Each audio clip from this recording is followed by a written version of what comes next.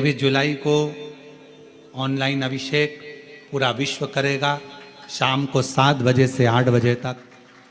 आप अभिषेक में जो सामग्री चाहिए वो आप लोग लिख लेंगे आस्था चैनल के माध्यम से। 1 लोटा जल, 21 दाने गेहूं के, 5 कमलगट्टे,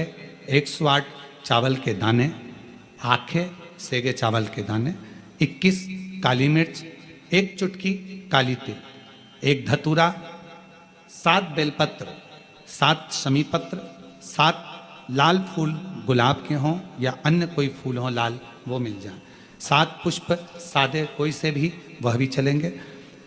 दूध, दही, शहद, शक्कर, घी, इत्र, गंगाजल, चंदन,